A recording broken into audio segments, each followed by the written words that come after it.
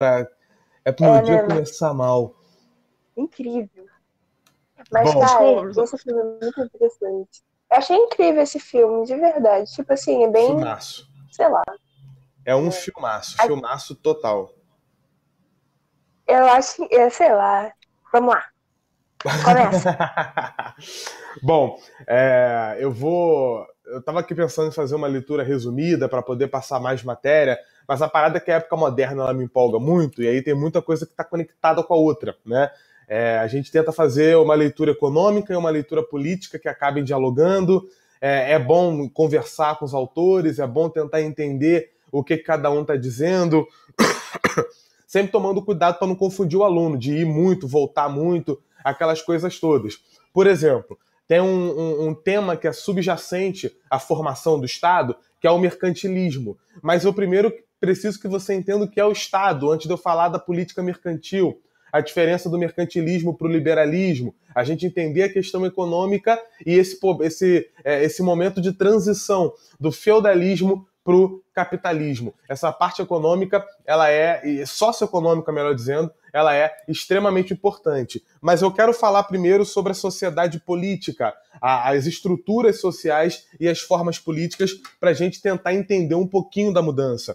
A expressão antigo regime, ela é uma construção a posteriori, ou seja, ela é feita depois do fato, e ela reveste de fortes conotações ideológicas, porque a rigor, a ideia de antigo regime, ancien regime, ela foi produzida justamente pelos agentes históricos mais empenhados em condenar e em destruir a sociedade a qual eles estavam aplicando a denominação. Estou falando da galera da Revolução Francesa. São eles que vão cunhar o termo antigo regime para poder falar, isso aqui, essa parte de Renascimento a gente já viu, para poder falar do que era o Estado moderno absolutista. Quando eles chamam de antigo regime a sociedade existente, eles tinham na mira justamente uma realidade que eles execravam e que eles pretendiam demolir. Na ideia mesma de antigo regime, eles incluíam e condenavam toda uma constelação de instituições, de práticas, de representações sociais típicas, segundo eles, do regime existente na França antes da Revolução. A ideia que eles tinham a respeito desse regime talvez tivesse pouco a ver ainda com a realidade supostamente com ele identificada. Esse primeiro equívoco, no entanto, ele só começou a ser evidenciado ali meados do século XIX com a publicação do livro O Antigo Regime e a Revolução, de Alexis de Tocqueville. Então, é importante dar uma olhada nisso para a gente poder entender o que foi esse antigo regime do ponto de vista ideológico, do ponto de vista de formação política, do ponto de vista de formação teórica. A noção de antigo regime, ela fala de uma maneira de se organizar o Estado típica da época moderna. Então, para isso, eu preciso mostrar para você o que era essa maneira de organizar o Estado. A historiografia recente, ela vem colocando em dúvida a adequação do termo Estado para descrever as entidades políticas que surgiram na Europa ali a partir do século XII, XIII, no bojo da Constituição da Sociedade do Antigo Regime. A gente já vai tratar dessas críticas ao que vem sendo denominado paradigma Estado do ponto de vista do seu aparente anacronismo em relação ao período moderno. Inicialmente, porém, vamos ver num rápido resumo algumas das grandes linhas do processo histórico que assinala a passagem do mundo desde a antiguidade até a modernidade. A partir do esfacelamento lá no século V da relativa unidade assegurada pelo Império Romano do Ocidente, e em função de fatores tanto externos quanto externos à sociedade imperial, resultante da incorporação de várias populações bárbaras aos domínios de Roma, vai se acelerar a transição da sociedade antiga para a sociedade feudal das regiões centro-ocidentais do antigo mundo romano. Transformações socioeconômicas e político-institucionais vão se suceder conforme a fragmentação do poder político enseja ali a constituição de novas entidades políticas, os chamados reinos bárbaros. Como parte dessas transformações, o poder vai se subdividir em várias instâncias e ele vai sendo apropriado em vários níveis pelos senhores da terra, senhores de homens também, que iam convertendo os respectivos domínios em entidade política e economicamente autônomas. É claro que eu estou falando do feudo. A desintegração da administração imperial ela vai se fazer acompanhar em ritmos e em escalas diferentes, de um processo de apropriação pelos senhores de terra no caráter privado das atribuições, das funções de natureza política, fiscal, jurídica, militar, que antes eram desempenhadas pelo poder público. Na realidade, convém deixar claro, essas categorias, público e privado, são utilizadas por nós apenas para facilitar a compreensão daquilo que a gente está expondo, porque, a rigor, elas haviam se tornado sem nenhum sentido durante o período medieval. O público e o privado se confundiam. Os membros dessa nova classe dominante, constituída pela nobreza de guerreiros conquistadores, os sobreviventes da antiga aristocracia romana, vão assumir o controle sobre as grandes propriedades rurais e também, é claro, sobre todas as pessoas que habitavam nessas propriedades, a começar pelos agricultores respectivos, que vão ser reduzidos à condição de servos ou de colonos. O mesmo vai acontecer na esfera das instituições da igreja, as mais importantes, que vão ser acompanhadas de perto desse processo de feudalização da sociedade. Um processo intimamente conectado a uma involução econômica e a uma insegurança mais ou menos permanente, ali do século V, VI até o século X, XI. Tais foram, resumindo de maneira grosseira, as origens do feudalismo europeu, no qual estão presentes tanto uma certa desintegração da antiga ideia de soberania, como também uma fragmentação do poder, se a gente tomar aqui o conceito de propriedade e de poder que lhe atribuía o direito romano. No feudalismo, por conseguinte, vão se misturar e vão se hierarquizar a dimensão política e a socioeconômica, ou seja, a feudal e a senhorial. Na realidade, até o século X, se estruturam o modo de produção feudal e a sociedade feudal ou sociedade senhorial. Importante para nós, no entanto, é o fato de que a partir do século X, XI, com o fim das invasões, o início do surto econômico, a gente já estudou tudo isso, o aumento demográfico, renascimento comercial e urbano, etc, etc, etc, eu vou ver uma expansão das sociedades europeias e o auge do modo de produção feudal.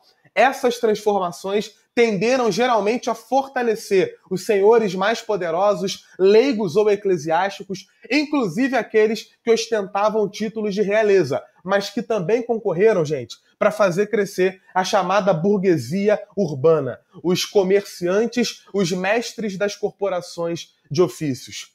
Houve, a partir dos séculos XI e XII, um período durante o qual os reis governavam, na verdade, como verdadeiros senhores feudais. Eram as chamadas monarquias feudais. Obtendo seus títulos por hereditariedade ou por eleição, os reis eram grandes senhores cuja autoridade, embora reivindicasse uma espécie de diferença em comparação com a dos outros grandes senhores, ela dependia do assentimento dos seus pares. Afirma-se, então, a importância dos chamados corpos intermediários, que, em diversos níveis, fazem ouvir as reivindicações e os interesses dos distintos setores da sociedade. A rigor, o rei devia exercer a sua autoridade de acordo com os costumes feudais, a partir de princípios como fidelidade, auxílio, devendo também, em termos financeiros, depender basicamente das rendas das suas terras, o chamado domínio real. Fora das suas terras, o rei devia contar com a boa vontade dos seus vassalos, ficando a obtenção de qualquer contribuição fiscal ou de serviço sujeita ao concordar, ao assentimento, ao consentimento dos respectivos estados. As grandes transformações acontecidas a partir do século XII e XIII, se estendendo até o final da Idade Média e o início dos chamados tempos modernos, vão alterar substancialmente as relações entre os vários grupos sociais, quer no interior dos senhorios, quer no plano das estruturas feudais propriamente ditas. As transformações econômicas, tanto a expansão como a crise do século XIII ao XV, vão abalar seriamente o edifício feudal e vão agravar ainda mais a situação com a alta dos preços da crise do século XIV. Os donos de terra, dependentes das rendas senhoriais, vão ser seriamente atingidos nos seus rendimentos, principalmente a pequena nobreza.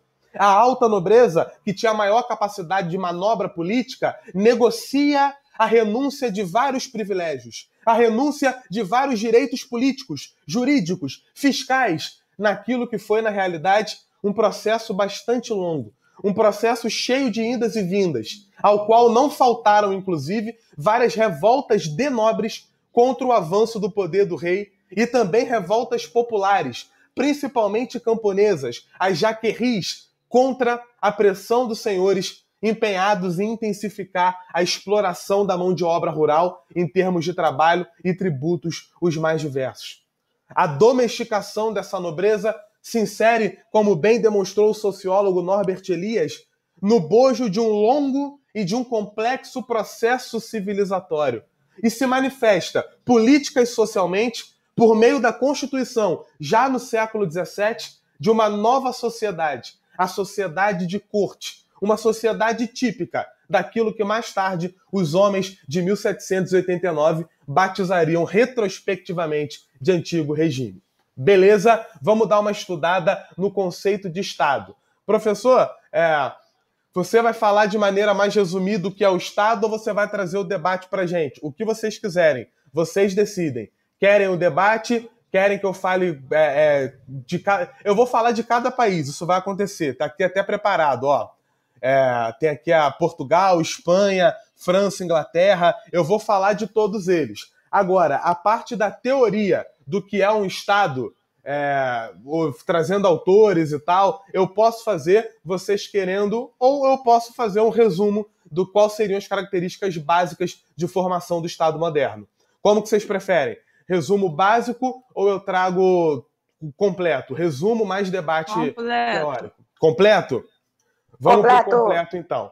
Primeiro o resumo, depois o debate total. Resumindo de maneira bastante direta para quem prefere o resuminho, historicamente falando, o processo de formação dos Estados modernos, como eu mostrei, ele está junto com o período da Baixa Idade Média, principalmente com o período da crise do século XIV.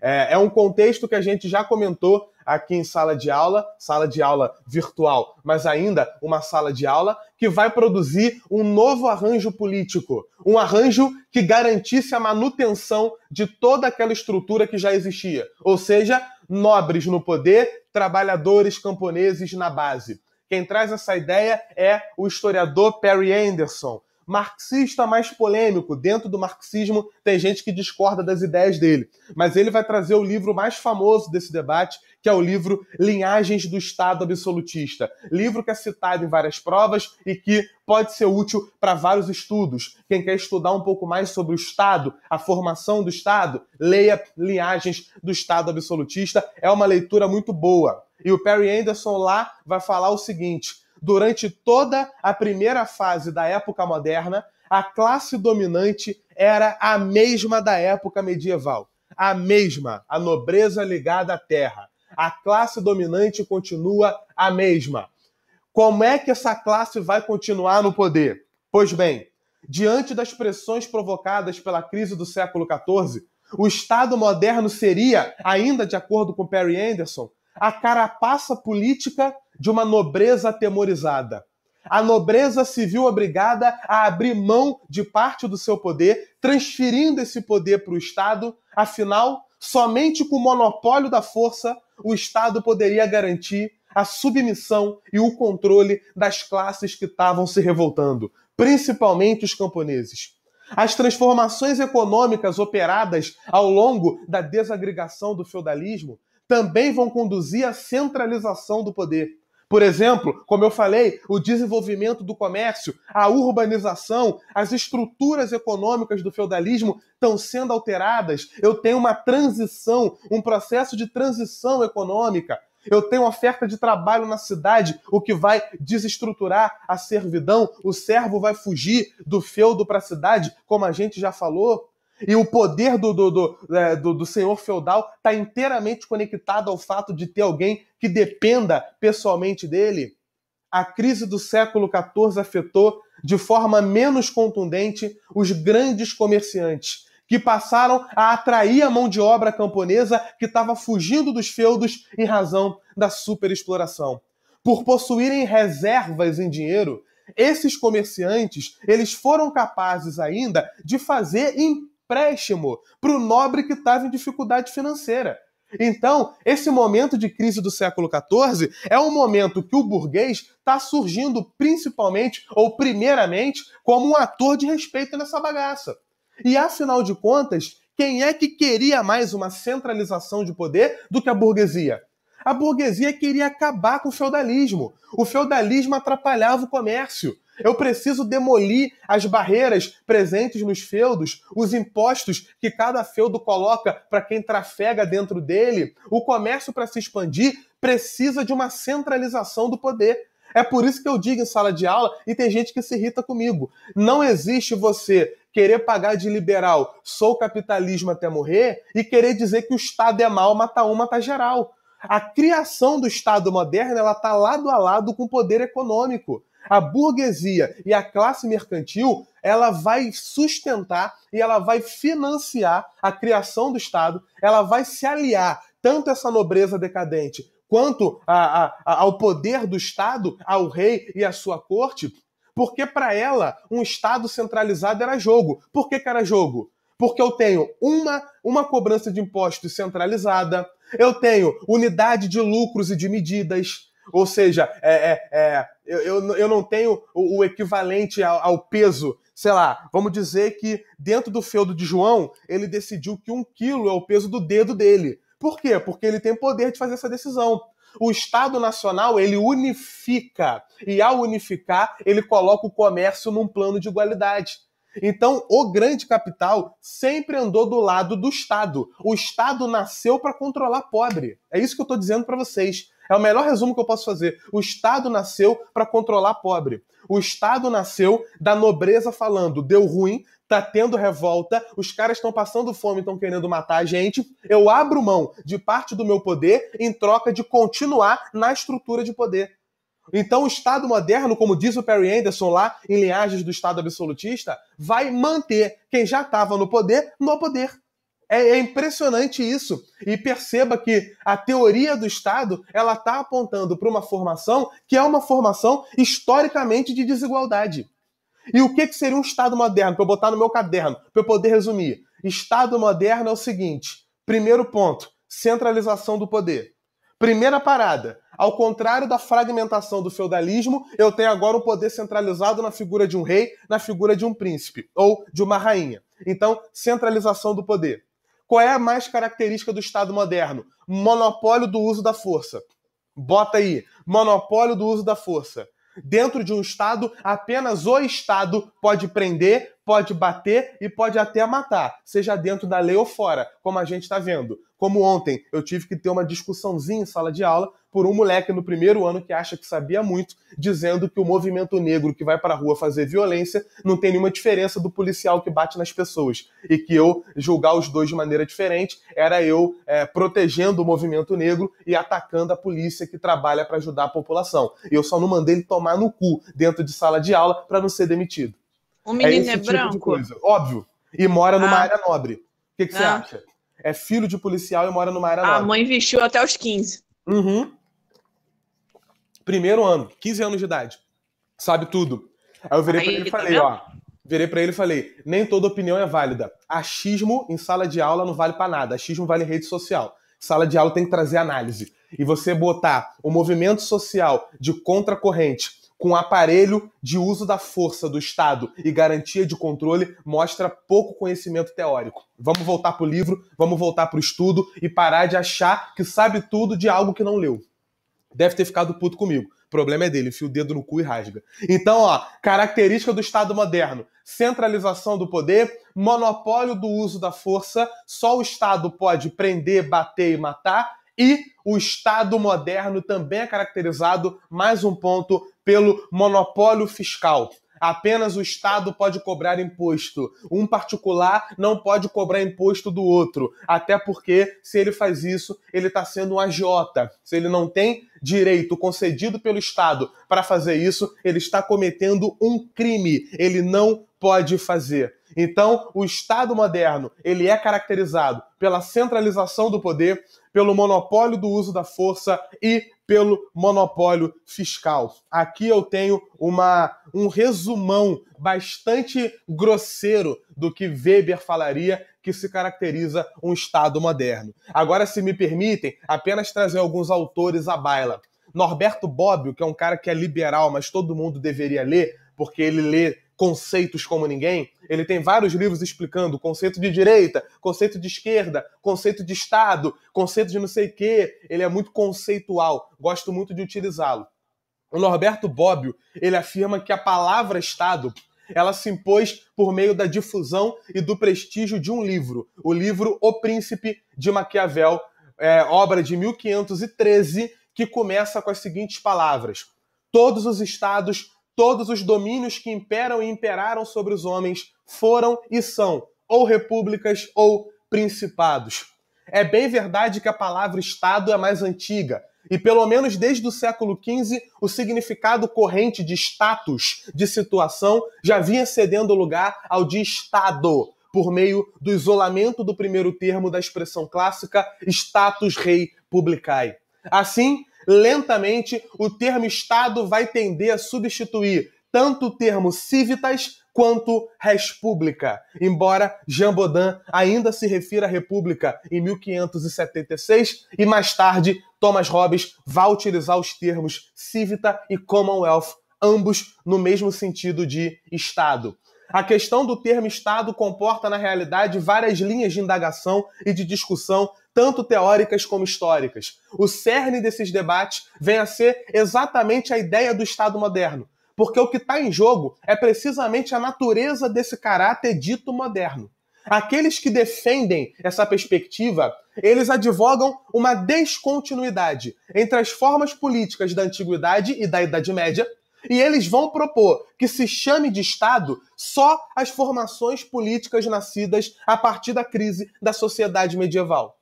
Parece claro que essa posição ela tende a considerar o Estado como uma formação histórica que nem sempre existiu e que nasceu numa época relativamente recente.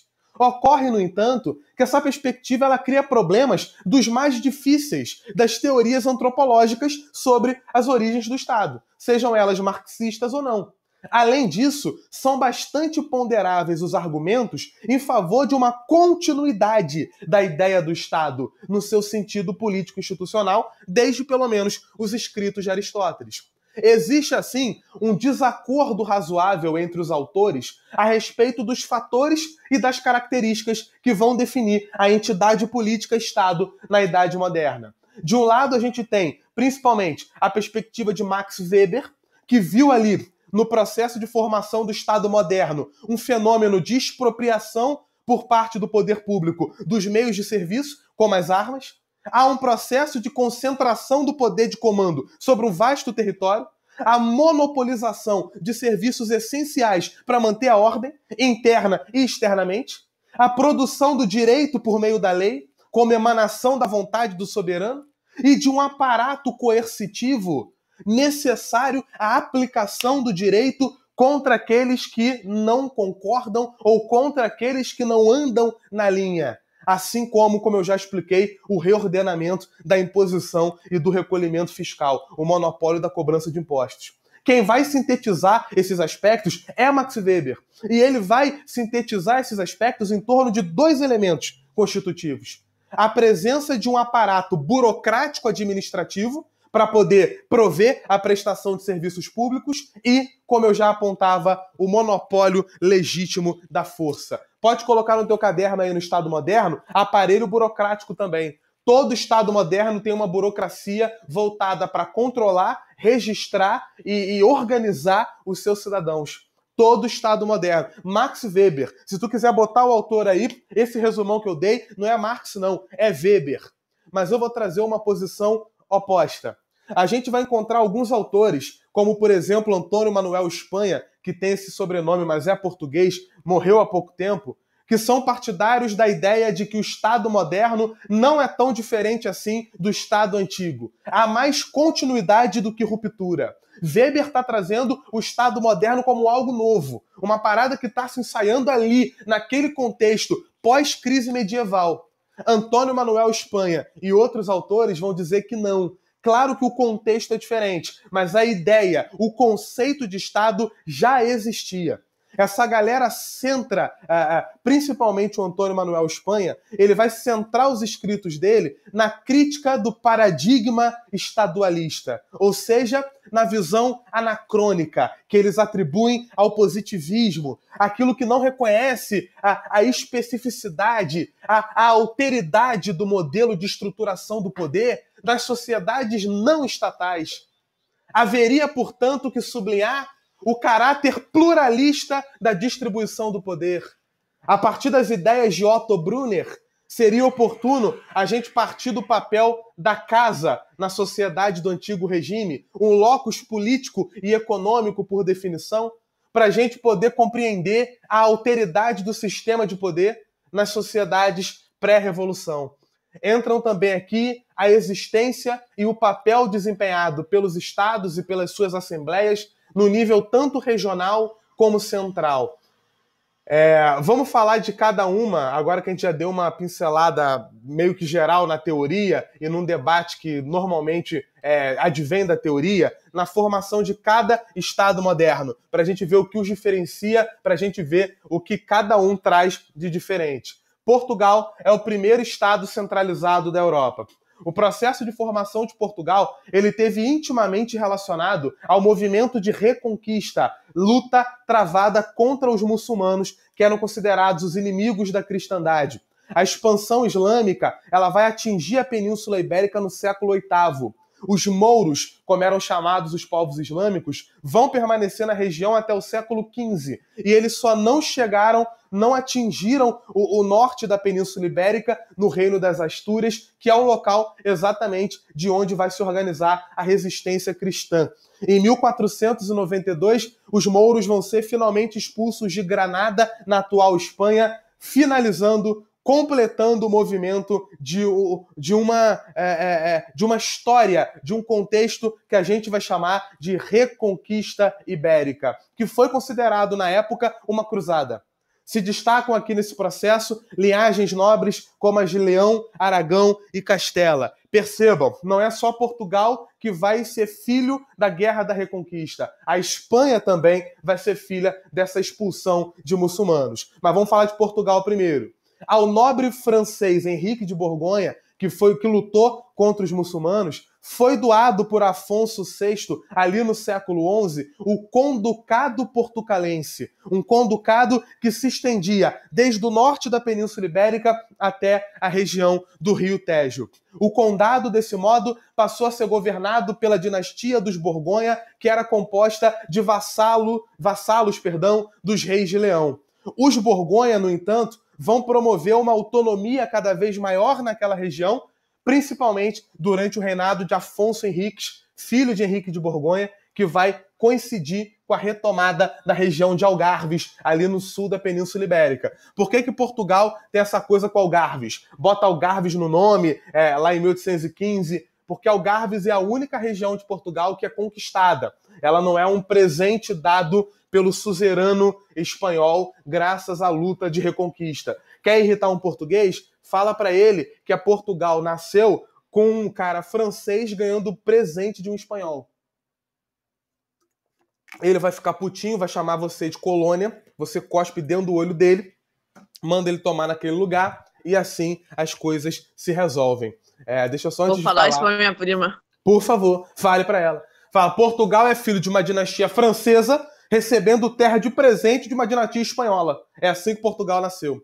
Mas os reis de Borgonha, eles vão promover a centralização por meio das seguintes medidas. Eles vão conceder cartas de franquia, libertando as cidades do domínio dos senhores feudais. Eles vão expandir os domínios territoriais portugueses. Eles vão colocar em prática a Lei de Seis Marias, uma lei que determinava a perda de posse pelos nobres caso as terras não fossem produtivas. A Lei de Seis Marias é importante entender. Eles vão estimular a libertação dos servos, a transformação do servo num trabalhador citadino, num trabalhador assalariado. Os portugueses também vão ser beneficiados pela guerra entre a França e a Inglaterra, que eu vou voltar já durante o século XIV, a famosa Guerra dos 100 Anos. Posto que o conflito instalado interrompeu as rotas de comércio que cortavam o centro da Europa, a solução foi criar rotas marítimas que permitissem o comércio entre o norte da Europa e as cidades italianas. E onde que essas rotas passavam? Diretamente por Portugal. Essas rotas que passavam por Portugal vão colaborar para desenvolver as cidades do litoral, fortalecendo ainda mais a burguesia, a classe mercantil portuguesa. Portugal é um país muito ligado ao comércio. Ele cresce com comércio. As atividades comerciais vão se expandir durante esse período, principalmente a pesca, a navegação de cabotagem, aquela navegação entre os portos do país, pelo litoral ou por vias fluviais. Quando Dom Fernando I, o último rei da dinastia dos Borgonha, morreu, vai acontecer uma crise sucessória em Portugal. O fato da filha dele, a herdeira do trono, ter se casado com o rei de Castela, na época João, levaria Portugal a se unir ao reino de Castela, a ser dominado pelo reino de Castela. E o reino de Castela era um reino feudal. Era uma parada bem medieval mesmo. Eles eram muito ligados à terra. Eles eram muito ligados a essa coisa que você já aprendeu comigo aulas atrás. Então a burguesia portuguesa fica maluca. A nobreza tradicional de Portugal estava adorando. A viúva do rei, Dona Leonor Teles, estava apoiando a galera. Vambora, vamos se unir. Já que a minha filha está casada com o rei de Castela, nada mais justo que o rei de Castela assuma Portugal também. Eles estavam doidos para tirar poder da burguesia e manter cada vez mais poder dentre eles. Então, a burguesia, percebendo o que ia acontecer, se opõe a essa possibilidade e uma facção que é formada ali pela burguesia, pela pequena nobreza, e pela chamada raia miúda, a população urbana, defendia a ascensão ao trono de um cara que era um irmão ilegítimo de Dom Fernando, o rei anterior, João I, que na verdade até hoje a gente não sabe se ele era irmão mesmo ou não. Isso não foi uma parada inventada pela burguesia. João de Avis, que era um cara que era chefe de uma ordem militar, era um burguês com muito dinheiro, vai ter apoio financeiro dos comerciantes e até hoje a gente não sabe se ele de fato foi filho do rei anterior com uma prostituta ou se aquela parada foi inventada pela burguesia para impedir a união de Portugal com o reino de Castela. Então, apoiado financeiramente pelos comerciantes, o exército liderado por Dom João I, chefe da Ordem de Avis, derrota as forças inimigas na Batalha de Aljubarrota em 1385, concluindo a chamada Revolução de Avis e centralizando o poder em Portugal. Primeiro estado centralizado da Europa, Portugal. 1385, Revolução de Avis. Dom João de Avis ascendeu então ao trono português e completou a centralização do Estado, aproximando-o da burguesia, fazendo com que Portugal já nascesse um Estado fortalecido pelo comércio. Essa situação faz com que Portugal seja depois um dos pioneiros na expansão marítima, que vai ter como primeira conquista a tomada de Ceuta, no norte da África, em 1415. Mas aí é assunto que eu já falei, dando aula de Brasil. De Portugal, Professor, para a Espanha. Fala. Rapidinho, qual foi o nome daquela lei que veio antes do que você falou de Seis Marias, que estava ajudando a tirar as terras dos nobres, dos feudos? Qual o nome dela? Lei das Seis Marias é o nome da lei. E ela é mais ou menos dessa época de centralização do poder. Ela coincide ali com o momento que a burguesia ela se torna soberana em Portugal. Só tomem cuidado com uma coisa, tá? Tomem cuidado com uma coisa que eu lembro que é uma parada que um professor português me alertou. O Vitorino Magalhães Godinho. Um dos caras que eu mais admiro intelectualmente, foi aluno de Fernando Brodel, que para mim, se não é o maior historiador do século XX, ele é top 3 fácil. E o Vitorino Magalhães Godinho, ele falava assim, olha, a gente tem que tomar cuidado na hora de dar aula, falar da importância da burguesia para formar Portugal. Ele, português, escreveu um tratado de história de Portugal, que é uma parada em vários volumes, que é um trabalho espetacular. E ele formou muitos professores, ele é um grande formador intelectual lá em Portugal até hoje. E o Vitorino Magalhães Godinho fala assim, a burguesia portuguesa tá no poder? Tá, mas não é burguesia no sentido marxista. Não é uma classe lutando pelos seus próprios interesses. o burguês, que ele vai chamar de classe mercantil, ele é um fidalgo em formação. Ele é um burguês fidalgo. Ele fala em sala de aula isso. O burguês de Portugal não quer uma revolução para colocar ele no poder. Ele só vai patrocinar Dom João de Assis porque ele estava com medo de perder dinheiro e ele estava com medo de Portugal voltar a ser feudo de Castela.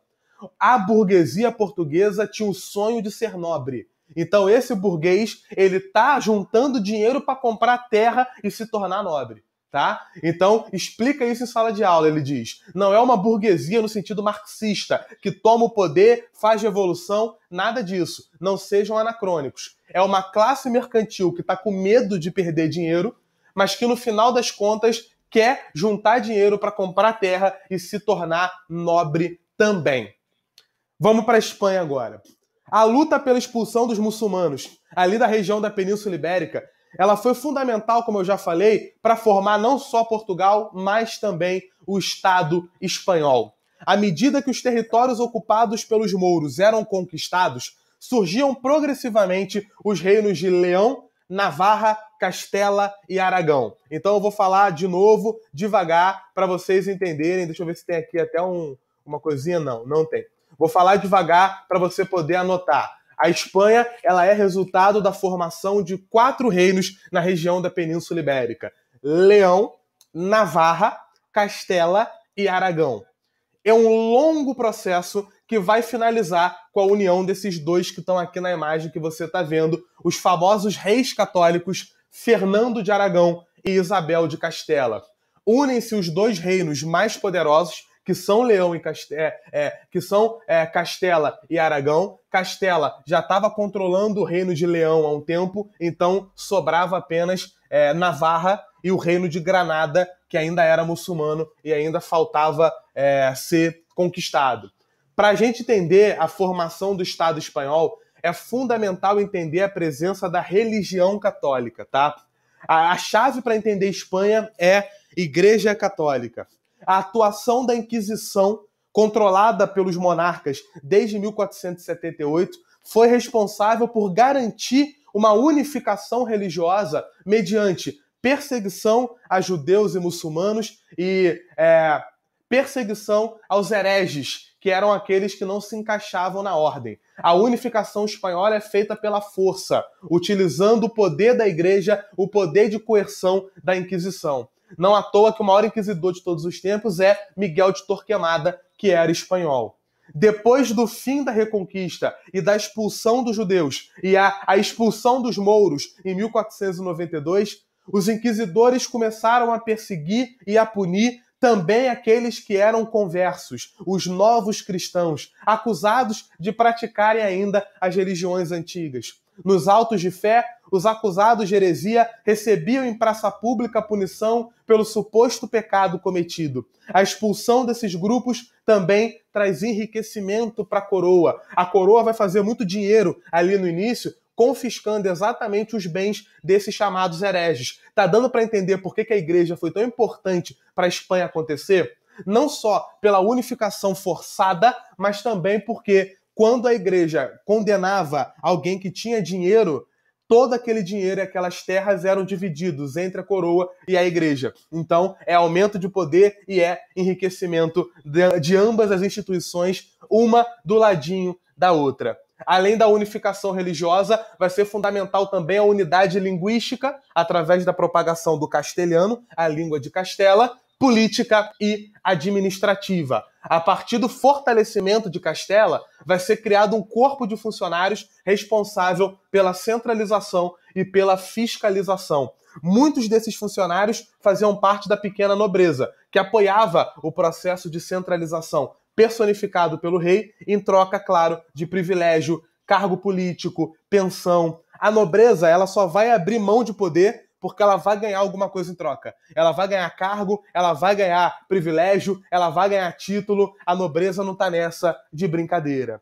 Para a gente terminar a Espanha, a unificação do Estado espanhol, ela não garantiu, no entanto, uma unidade restrita, visto que havia diferenças culturais e políticas entre os vários reinos que constituíam aquele território. Em meio à busca por uma nacionalidade em comum, estavam presentes as culturas basca, catalã, judaica, muçulmana, o que vai trazer um viés de diversidade ao processo de unificação. A descentralização administrativa ela pode ser percebida durante essa fragmentação, que vai se deflagrar durante a exploração da América, uma vez que a arrecadação das riquezas coloniais ela era toda controlada pelo Reino de Castela. Até hoje, para quem gosta de futebol, a Copa do Rei, que é a espécie de Copa do Brasil lá da Espanha, e ela foi feita em homenagem ao rei, quando vai o Barcelona, o Atlético Bilbao, eu acho que o Real Sociedad também é basco, quando vai essa galera para a final, as torcidas vaiam o hino, que sempre toca o hino espanhol antes da partida começar. As torcidas caem em cima de vaia. Eles não se sentem espanhol. Se tu for na Catalunha, se tu for em Barcelona, tu vai ver a galera falando catalão ainda no meio da rua, que é uma mistura de espanhol com francês. Vamos para a Inglaterra. Os anglo-saxões, tribos de origem germânica ocidental, vão se instalar na parte oriental da Grã-Bretanha no século V e vão exercer domínio sobre a Inglaterra e também sobre partes da Baixa Escócia no decorrer do século seguinte, regiões que no século VII se convertem ao cristianismo. No ano de 1066, os normandos, um povo que veio do norte da França, conquista a Inglaterra das tribos anglo-saxões. Liderados por Guilherme o Conquistador, esse povo de origem viking derrota os anglo-saxões e, no século XI, a Inglaterra assiste ao reforço das estruturas feudais. No século XII, com a ascensão da dinastia dos Plantageneta, começa um reforço do poder central, protagonizado principalmente pelo rei Henrique II, que vai estabelecer a justiça real, que vai estabelecer a common law, um conjunto de leis aplicado no território inteiro. Ele vai tentar unificar esse território nesse período. Henrique II vai ser sucedido por Ricardo Coração de Leão, rei que participou da Terceira Cruzada, rei que entrou em conflito com a França, rei que morreu em combate. A constante ausência de Ricardo Coração de Leão enfraquece todo o esforço que o pai dele tinha feito para unificar. Talvez, se ele não fosse tão aventureiro, a Inglaterra se centralizava ainda no século XIII, antes de todo mundo, mas não foi o que aconteceu, e essa situação foi mantida com o irmão dele, João Sem Terra, também vai fazer um monte de besteira, também vai bater de frente com a nobreza, também vai fazer um bando de idiotice. A Inglaterra poderia se unificar ainda no século XIII. Não se unificou porque a história não permitiu. Se Henrique II tivesse vivido um pouco mais, talvez a unificação acontecia. Mas os filhos dele, Ricardo Coração de Leão e João Sem Terra, estavam mais interessados no espírito nobre, no espírito cruzadista de luta, do que, de fato, em administrar um reino unificado. Mas, sigamos. Irmão do seu antecessor, o rei João Sem Terra, ele vai se envolver em conflitos com a França e também com o Papa, o que vai provocar a insatisfação de vários setores da sociedade. Parte da nobreza inglesa, os barões, e parte do clero vai formar uma assembleia e vai obrigar o rei a assinar um documento que entrou para a história como a Magna Carta. De acordo com esse documento, que foi assinado em 1215, ficavam veladas ao rei, vedadas, melhor dizendo, né? Não sei de onde que eu tirei velados. Ficavam vedadas ao rei a alteração de leis ou a criação de impostos sem a aprovação de um conselho composto pela nobreza e pelo clero. É o embrião do que mais tarde seria o parlamento. Esse grande conselho vira parlamento em 1258. Alguns princípios jurídicos também eram garantidos, como aqueles que estabeleceram que ações contra homens livres só devem ser instauradas pelo julgamento de pares e ou da lei da terra. A justiça não será negada, vendida, protelada. Está lá no dicionário da Idade Média, de H.R. Loyn. Devido a essa peculiaridade, o poder dos reis da Inglaterra teve como contraparte sempre a presença do parlamento. A existência desse órgão, no entanto, não vai evitar momentos de concentração de poder posteriores, como a gente vai ver principalmente com a dinastia Tudor. Mas a grande parada que vai formar tanto a Inglaterra quanto a França acontece no século XIV. Inglaterra e França começam um longo conflito, a chamada Guerra dos 100 Anos, que na verdade durou mais de 100, ela é de 1337 até 1453, e ela vai se constituir numa série de batalhas entre ingleses e franceses. As origens do conflito estavam relacionadas a disputas dinásticas e vão atingir, em grande parte, o território da França. Disputa dinástica é disputa de terra, é disputa de sucessão de poder, uma família que está ligada com a outra, quem manda em qual território, enfim.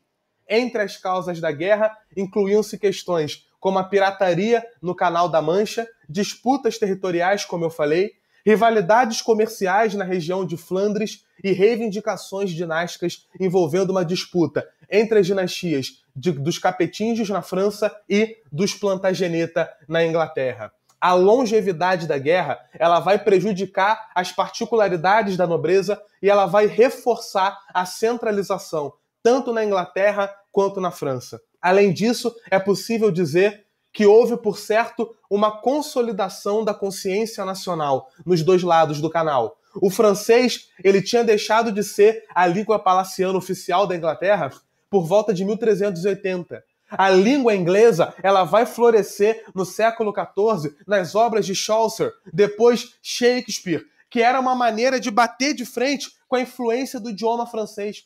O inglês não vai querer mais falar francês. Ele vai modificar a língua dele completamente. Ele vai criar uma língua nova. Materialmente, a Inglaterra sofreu menos do que a França. A França ela vai ser devastada por sublevações camponesas, a chamada Jacquerie. Mas a França eu falo já já. Para terminar, a Inglaterra, com o fim da Guerra dos 100 Anos e da dinastia dos Plantageneta, estava em curso uma crise econômica e um nítido declínio da nobreza da Inglaterra. A Inglaterra mergulhou então num novo conflito, a Guerra das Duas Rosas, que vai inspirar Game of Thrones. Uma disputa interna pelo controle do trono da Inglaterra, quando se enfrentaram a dinastia dos York, a Rosa Branca, e a dinastia dos Lancaster, a Rosa Vermelha. O conflito vai até 1485, quando Henrique Tudor, que não era nem de uma família nem de outra, se aproveitando das disputas internas, tira Ricardo III da Casa dos York do poder, assume o trono, unifica as duas famílias através de casamentos e vai ser reconhecido pelo parlamento como Henrique VII.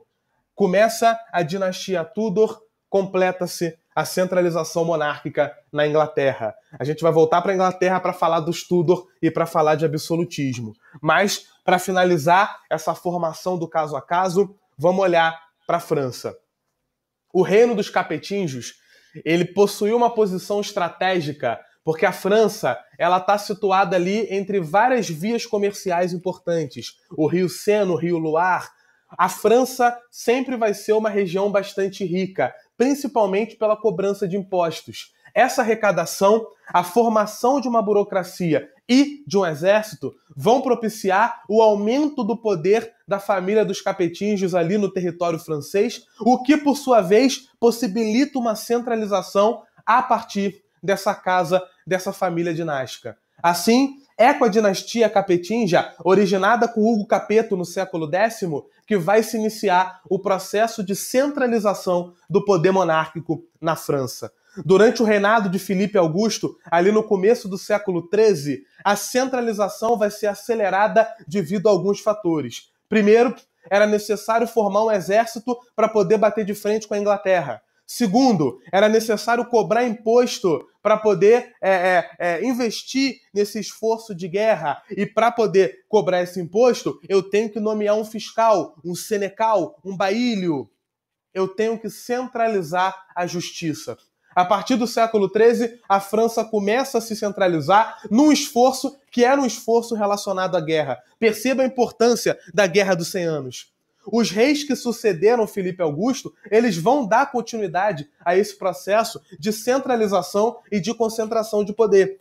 Durante o reinado de Luís IX, por exemplo, que vai ser canonizado depois da morte como São Luís, ali no século XIII, vai haver uma unificação da moeda, para aumentar o comércio, para poder prosperar mais. 2 décadas depois, Filipe IV, chamado de Filipe o Belo, que apesar de seguir com o processo de centralização, vai causar um choque nessa parada, porque ele bate de frente com a igreja. A centralização estava indo de vento em popa. Aí chega o Filipe IV, sempre tem um merdeiro no meio do caminho. Chega Filipe IV, Filipe o Belo, e ele vai anexar as regiões de Navarra, de Champagne, vai recuperar parte da região da Aquitânia, antiga posse da Inglaterra, vai intensificar a racionalização da administração, vai criar um tribunal de contas, vai decretar novos impostos, mas ele também vai diminuir o poder da nobreza, reprimindo a ordem dos templários, que foi criada durante as cruzadas. Um dos motivos para reprimir era a enorme dívida financeira que o reino dele acumulou em relação à ordem dos templários, dívida que ele não queria pagar, então ele acaba com a ordem, fazendo com que a galera que era da ordem comece a odiá-lo. O choque com a igreja, já motivado por essa questão dele ter fechado a ordem dos templários, vai se agravar no momento em que Filipe IV, Filipe o Belo, ameaça cobrar impostos sobre os bens da igreja do clero francês. E ele impede a saída da França de recursos destinados à Santa Sé. Ele fala que o dinheiro da França vai continuar na França. A tensão foi tanta que levou o monarca a convocar pela primeira vez os Estados Gerais. Uma reunião que acontece pela primeira vez em 1302, contando com a participação da nobreza, do clero, da burguesia, reunião que vai manifestar apoio ao rei.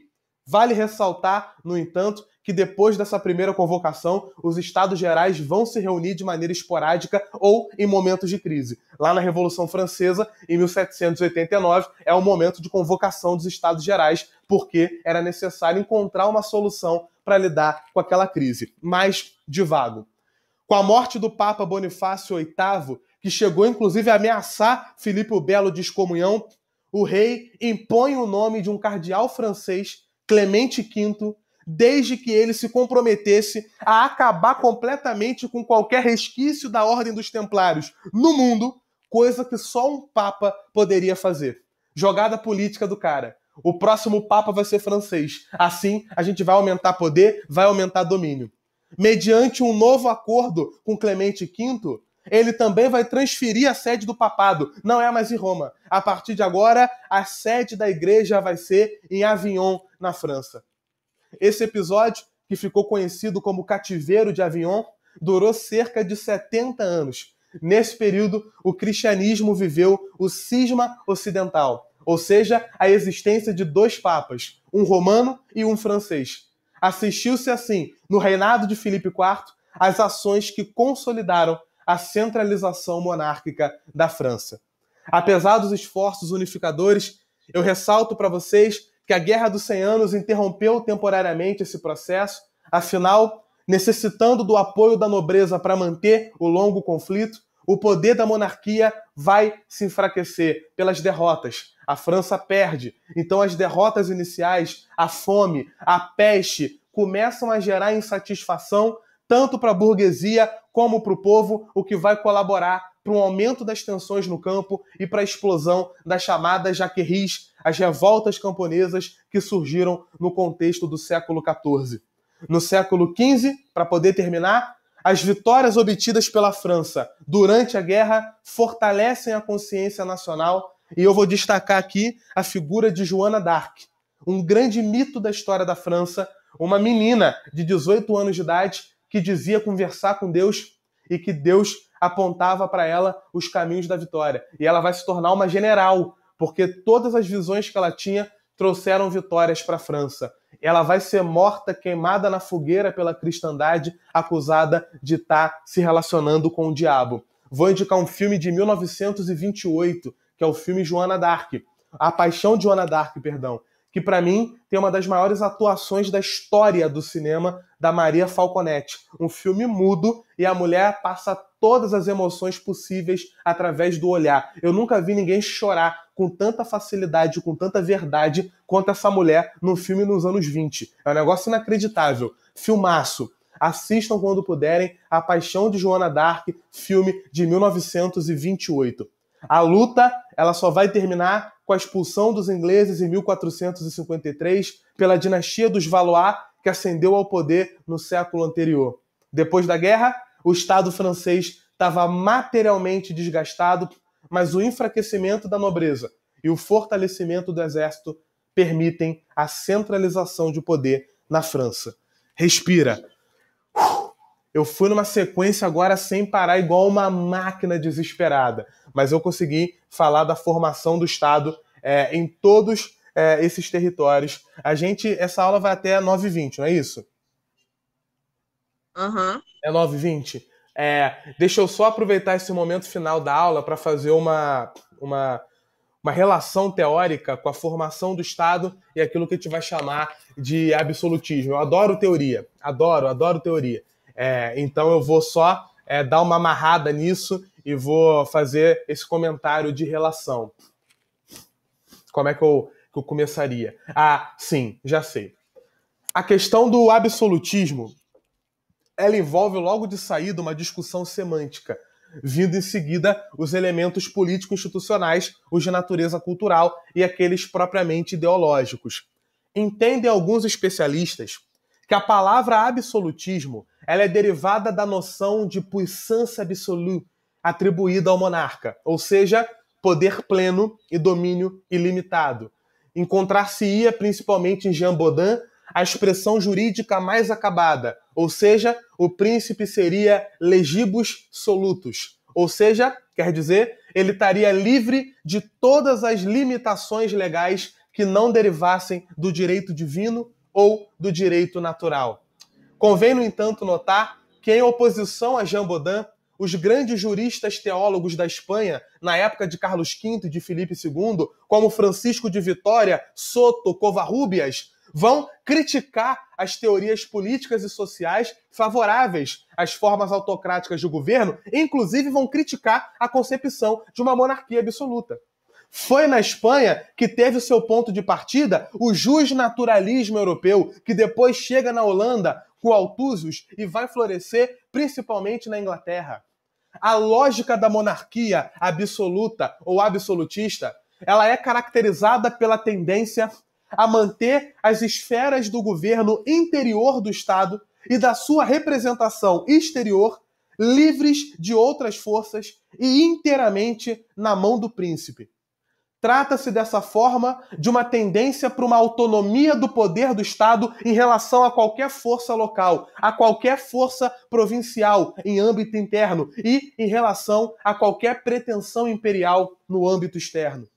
Mas a antiga visão liberal sobre a realidade do poder absolutista, o seu caráter abrangente e sistemático, ele cedeu lugar à percepção da multiplicidade e da especificidade da vida política intocada pela monarquia absoluta.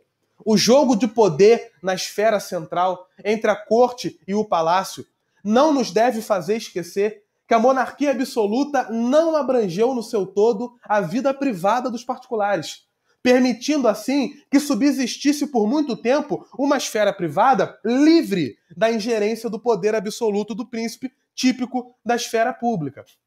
Há dois conjuntos temáticos principais quando se trata da historiografia do absolutismo. Um mais tradicional e um outro mais recente. Em termos tradicionais, os estudos sobre o absolutismo, eles tenderam a destacar a origem e o desenvolvimento da burocracia, a formação do corpo de funcionários, o surgimento de novas instituições político-administrativas e as suas lutas contra os poderes corporativos, o aparecimento do exército permanente como característica principal, as formas nacionais assumidas pelo mercantilismo, que a gente vai mergulhar no nosso próximo encontro também, política externa, diplomacia, enfim, uma leitura mais institucionalizada. Do ponto de vista dos estudos mais recentes, a gente vai hoje debater vários outros temas, como, por exemplo, as realidades locais, as agremiações regionais, as forças que estavam para além do poder real, os senhorios, as cidades, aquilo que alguns autores vão chamar de poderes intermediários. Hoje, a gente questiona a ideia de absolutismo. Hoje, a gente sabe que absolutismo é muito mais uma teoria do que uma prática. E eu preciso que vocês relembrem disso. O absolutismo, ele é muito mais uma teoria do que uma prática. Na teoria, eu vou mergulhar toda ela com vocês. Eu vou falar de Maquiavel, eu vou falar de Hobbes, eu vou falar de Jean Bodin e Jacques Bossuet, eu vou falar de Ernest Kantorowicz, Os Dois Corpos do Rei. Eu vou mergulhar na teoria mais até do que normalmente se mergulha, porque o meu vício é teoria. Mas a prática, ela não foi como a teoria propunha. A ideia de um rei que manda, manda e desmanda e todo mundo baixa a cabeça e obedece. Não é uma realidade. Aproveitando esse momento final, inclusive, eu aproveito para poder já dar uns primeiros passos sobre a questão da centralização. Em primeiro lugar, a gente precisa entender que a ideia de centralização do poder, ela teve sempre relacionada a uma comparação. Eu estou comparando com o período medieval. Para eu falar de centralização, eu estou comparando com a época onde não havia centralização nenhuma. O panorama bastante simplista era o de que a descentralização política ela teria sido absoluta. E que os reis, na época da igreja do período medieval, eles eram só representações simbólicas. Em segundo lugar, era entendido que a ideia de poder ela estava total e somente ligada à ideia de Estado.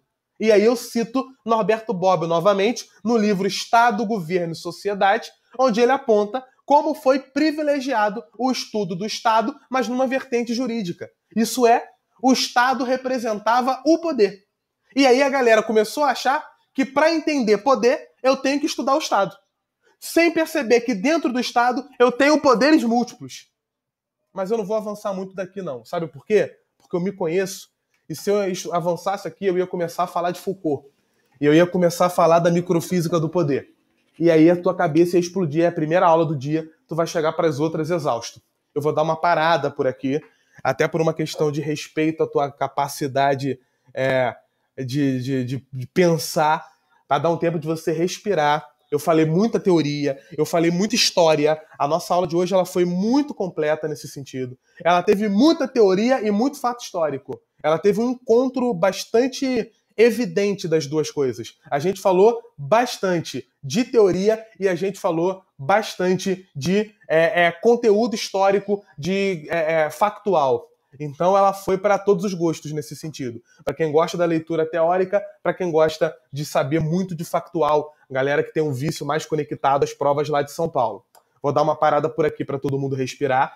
E no nosso próximo encontro, em geral, a gente vai prosseguir falando de absolutismo, falando de teoria, falando do que significa essa coisa do poder absoluto. E eu quero falar também da parte econômica do absolutismo, que é a teoria mercantilista. Vou tentar não ser muito teórico, porque eu não sei quantas pessoas que estão aqui gostam de economia, mas eu vou trazer a leitura econômica do que é o mercantilismo e qual é a diferença dele pro capitalismo que está chegando e vai chegar já já, com muita força. Alguma dúvida, alguma questão?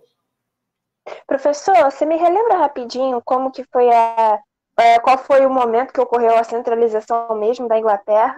A centralização na Inglaterra ela vai se dar de fato na Guerra das Rosas, quando o Henrique Tudor, subindo ao poder como Henrique VII, une as dinastias York e Lancaster em uma só e bota em prática pela primeira vez uma centralização que, na real, já tinha começado lá atrás com Henrique II, lá no século XIII.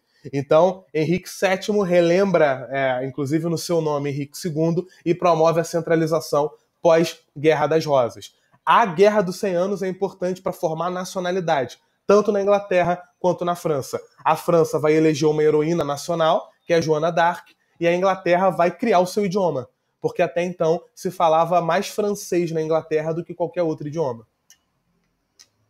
Entendi. Beleza? É isso? Foi? É isso aí. Maravilha, então, queridos. Grande abraço, coraçãozinho para todos. Obrigada. Quinta-feira estamos juntos para poder falar de Brasil. Mergulhar nas fofocas da independência do primeiro reinado, Dom Pedro comia todo mundo. Vamos ver isso aí.